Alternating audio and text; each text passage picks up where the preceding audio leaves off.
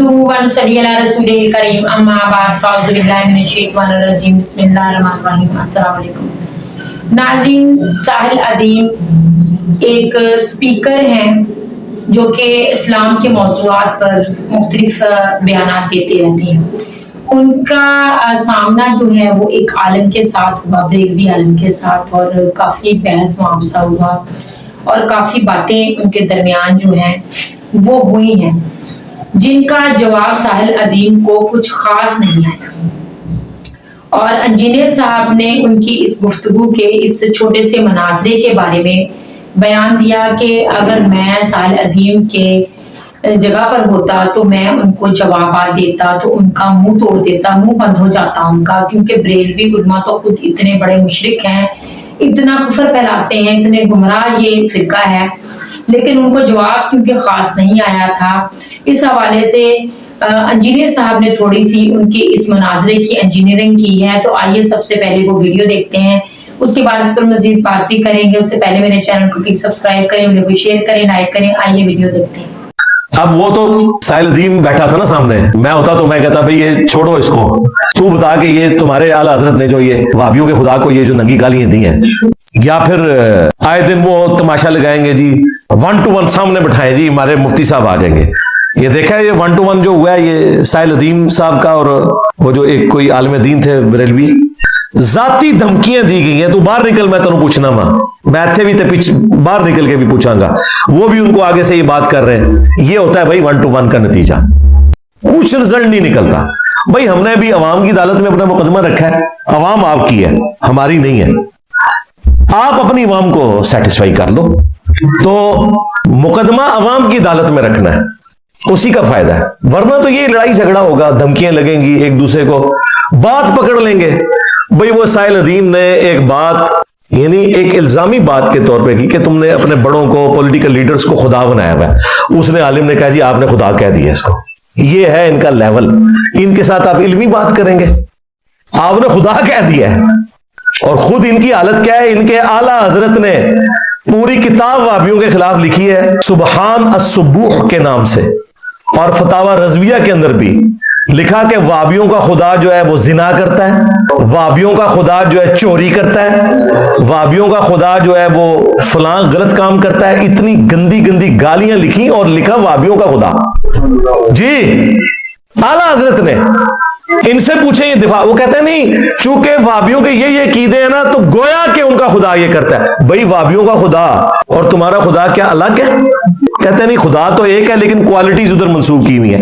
मुझे इन्होंने इस बात पे पकड़ा था, मैंने सिर्फ इतनी बात की और एक्सप्लेन करके कि मरने से पहले ऐ मुसलमान कर ले इस पे गौर, किताबों का खुदा और है, बाबों का खुदा और। यानी एक खुदा का, रसूल का तारुफ वो है जो किताबों में आया और एक बाबों ने करवाया।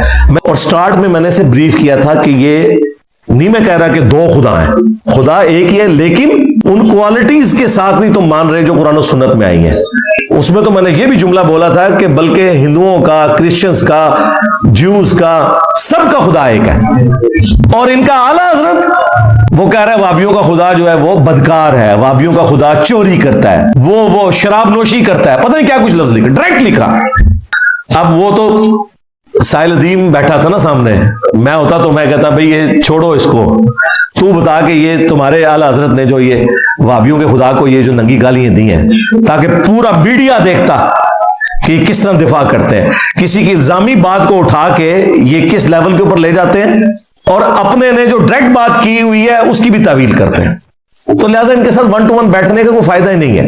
पब्लिक की अदालत में अपना मुकदमा रखें, जवाब भी जिसने देना है पब्लिक की अदालत में। और मेरी तरफ इन्होंने बार बार गलत चीजें मंसूब की। इंजीनियर साहब हमारे उलमा को चैलेंज करता है और जब फिर हमारे उलमा पहुंचते हैं तो भाग जाता है। मैंने आज तक तुम्हारे उलमा को नहीं कहा कि मेरे साथ आके मुनाजरा करो, मैंने क्यों कहना है? मैंने तो ये कहा कि चैलेंज है, अपनी पब्लिक को सेटिस्फाई करो। फिर भी जब तुम लोगों ने जोर लगाया तो मैंने रिबटल में ये बात की, बाद स्टूडेंट्स को भी ये वसवसा आ गया कि शायद इसका कोई फायदा है, और कुछ इन्होंने प्रोपेगेंडा किया, तो मैंने कहा ठीक है हम बैठने के लिए तैयार हैं, लेकिन छोटे तो तुम्हारे लाखों की तादाद में, और तुम कहते हो मैंने एक नया फिरका लॉन्च किया है, हालांकि ना हमारी कोई मस्जिद, ना कोई चंदा बुक, नमाजें तुम्हारे पीछे पड़े, चंदे तुम्हें दें, फिर भी हम फिरका हैं। वो सारे गंद जो तुम्हारे बुजुर्गों में थे उनमें से एक गंदगी मेरे अंदर नहीं है। نہ میری کوئی چندہ بک ہے، نہ کوئی مسجد ہے جس کی بنیاد پہ میں نے فرقہ واریت پھیلائی ہو۔ مسجد بنانا تو اچھا کام ہے، فرقوں کے نام کے اوپر، جسے یہ خود مسجد درار کہتے ہیں ایک دوسرے کی فرقوں کی، میں نے تو ایسا کوئی کام نہیں کیا۔ پھر بھی میں نے کہا تھا اچھا تمہیں ہے نا، تو پھر ادھر تو بڑا میں ہوا نا، تم بھی اپنا بڑا لانچ کرو۔ یہ نہیں ہو سکتا آسٹریلیا کی کرکٹ ٹیم کا مقابلہ جو ہے وہ جیلم کے مشین ملے کی ٹیم کے ساتھ ہوگا، وہ پاکستان کی ٹیم کے ساتھ ہوگا، تو لاؤ بڑا۔ اور یہ بھی تمہاری خواہش پہ، مجھے واللہ کوئی خواہش نہیں ہے، مجھے کیوں خواہش ہوگی؟ میں نے کہا تھا میں ادھر بٹھاؤں گا، خود قدموں میں بیٹھوں گا۔ بریلویوں کو شوق ہے مفتی منیف صاحب کو نکالیں، یہاں بیٹھے، ایک اتوار کو یہاں بیٹھے، اگلا جمعہ میں ان کی مسجد میں پڑھا کے ان کی عوام کے سامنے مقدمہ رکھتا ہوں اور لائیو چلے۔ آپ کیا سمجھتے ہیں یہ ہو جائے تو کیا بریلویوں کا بچ جائے گا پیچھے؟ کیونکہ بریلوی عوام ان کو کچا کھا جائے گی، جس طرح اہل حدیث عوام اہل حدیث کے مولویوں کو کچا کھا گئی ہے کہ کل تک تم بخاری مسلم کرتے تھے، آج جناب 2812 نکلی ہے تو تم لوگ بخاری سے ہی بھاگ گئے ہو۔ تو ان کے ساتھ بھی یہ کچھ ہونا ہے، انہیں پتا ہے، اس لیے دیکھیں کوئی بڑا نہیں سامنے آتا۔ مفتی منیف صاحب نے میرے خلاف کتنے مضامین لکھے نام لیے بغیر دنیا اخبار کے اندر، میں نے ان کو بھی ریبٹل کیا، لیکن کسی بڑے مفتی نے میرے اوپر کوئی کفر کا فتویٰ اس طرح کی کوئی چیز نہیں لگائی ہے۔ انہیں پتہ ہے باتیں ٹھیک کر رہے ہیں۔ الٹا مفتی حنیف قریشی صاحب جب یہاں ڈرامہ لگا کے گئے تو مفتی منیور رحمان صاحب تو میرے ساتھ کھڑے ہو گئے اس حوالے سے، انہوں نے کہا اس طریقے سے کون سے مناظرے ہوتے ہیں، اکیلے ہی جا کے فاتح ہو جاؤ۔ اور جو ان کے سرپرست اعلیٰ ہیں جن کی وہ عاشرباد سے آئے تھے ان کو بھی فارغ کر دیا۔ یہ دیکھیں مفتی حنیف قریشی خود تو ڈوبا ہی ہے، اپنے بڑے کو بھی حسین الدین شاہ کو بھی لے ڈوبا ہے، اور کیا وہ جامعہ رافضیہ ہے، اس رافضی کو بنا دی ہوئی ہے، وہ بھی فارغ ہو گئے جی۔ مفتی تقی عثمانی صاحب بڑے مفتی ہیں ان کے، یہاں بیٹھے، ہم قدموں میں بیٹھیں گے، آئے اپنے عقیدے ڈیفینڈ کریں، اور یہ بھی ان کی خواہش کے اوپر۔ ساجد میر صاحب اہل حدیث کے، ساجد میر نے بھی کیا کیا، وہ جو گلے پھاڑتا تھا اسے ہی نکال دیا اپنی جماعت سے کہ یار تو آئے دن بڈھے ویلے میری داڑھی پٹوانا ہے، تیری وجہ سے مجھے سننے پڑتی ہیں۔ وہ بہت ماڈریٹ آدمی ہے، میں آپ کو بتاؤں، ساجد میر صاحب جو ہے نا اہل حدیث کے جو امیر ہیں، انتہائی ماڈریٹ سافٹ طبیعت کے آدمی ہیں، اور یہ بنو امیہ کے مسئلے میں بھی ساجد میر صاحب کے وہی نظریات ہیں جو ہمارے ہیں، ہاں الحمدللہ، اور ہمارے وہی نظریات ہیں جو پاکستان بننے سے پہلے اہل حدیث علماء کے تھے۔ نواب صدیق حسن بپالوی صاحب، انہوں نے جو کچھ آل امیہ کے بارے میں لکھا ہوا ہے اور امیر شام کے بارے میں، وہ یہ دکھا نہیں سکتے کسی کو۔ تو ساجد میر صاحب پرانے اہل حدیث کی لیگیسی کو لے کے چل رہے ہیں، سعودیہ ایران والے اہل حدیث نہیں، پکے حسینی ہیں ساجد میر صاحب الحمدللہ۔ تو ان میں سے کوئی بندہ سامنے نہیں آئے گا۔ میں نے کہا کہتے ہیں یہ بزرگ ہو چکے ہیں، ان کی چرب زبانی نہیں، انجینئر صاحب بہت لمبی زبان ہے، کوئی مسئلہ نہیں، یہ ایک ویڈیو بناتے ہیں، لکھ کے نہیں، ویڈیو، پہلے دن سے میں نے ویڈیو کی بات کی ہے، لکھ کے تو کوئی بھی ہوگا، آپ مجھ سے لکھوا لیں کسی کے بارے میں، ایڈوب میں بنا کے آپ کو دے دوں گا، امریکن پریزیڈنٹ کی طرف سے آپ کو میں تزکیہ جاری کر دوں گا، لیکن اس کی کوئی آفیشیل حیثیت تو نہیں۔ ویڈیو میں آئے اور کہیں کہ یہ چھوٹو میرا ہے، اس کی جیت میری جیت، اس چھوٹو کی ہار میری ہار ہے، میں اگلا سورج طلوع نہیں ہونے دوں گا، میں اس کو دعوت دوں گا یہاں بیٹھے اور آ کے اپنے عقیدوں کا دفاع کریں۔ اور یہ بھی ان کی خواہش کے اوپر، میری کوئی خواہش نہیں ہے۔ یہ لوگ میرے کلپ کاٹتے ہیں، انجینئر چیلنج کرتا ہوں، میں نے کبھی بھی نہیں کیا بھائی، میں نے جواب دیا ہے، یہ کتنی سخت زیادتی ہے۔ جی ناظرین، آپ نے انجینئر صاحب کی باتیں سنی، انہوں نے وہ جوابات جو ساحل ادیم کو دینے چاہیے تھے بریلوی علماء کو، ان کے درمیان اس طرح کی گفتگو ہوئی ہے کہ جس میں ایک دوسرے کو انہوں نے باقاعدہ ذاتی طور پر بھی نشانہ بنایا ہے، ذاتی طور پر بھی ایک دوسرے کو انہوں نے کافی ہائی لائٹ کیا، گالیوں دینے تک ان کی نوبت پہنچی ہے۔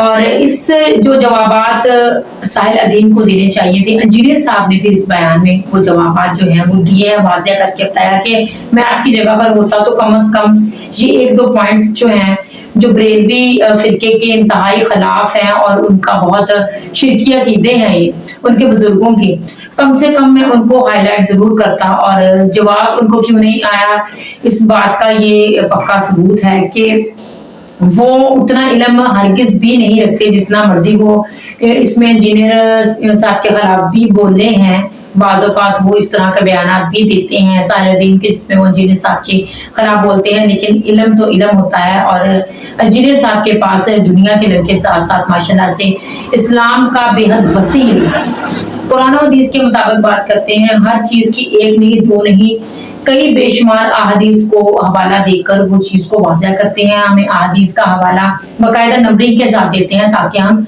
अच्छे तरीके से उसकी जब तहकीक भी करें तो हमें बात समझ में आ जाए, हमें वो हदीस भी ढूंढने में मसला ना हो, वो नंबरिंग के साथ बताते हैं। तो उन्होंने ये 2-3 बातें जो है वो बरेलवी उलमा की हाईलाइट की हैं और जवाब दिया कि किस तरह से इन लोगों को जवाब देना चाहिए, ये खुद क्या है, ये सारी चीजें उन्होंने हमारे सामने रखी है। और कोई भी आलिम जो है वो अपने इल्म की वजह से आलिम कहलाता है, वो अपनी डिग्री की वजह से आलिम नहीं कहलाता है।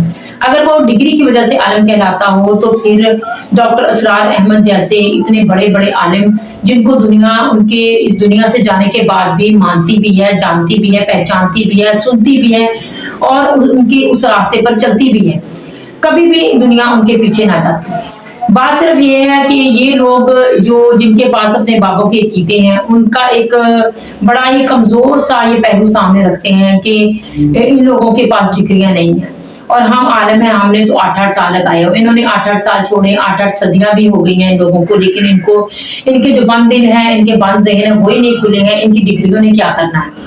इनके पास अपने बाबों की डिग्रियां हैं, इनके पास इल्म का जो एक समंदर होना चाहिए, एक मुसलमान के पास बुनियादी चीजें जो होनी चाहिए इस्लाम के हवाले से, शरीयत के हवाले से, वो तो इनके पास है नहीं।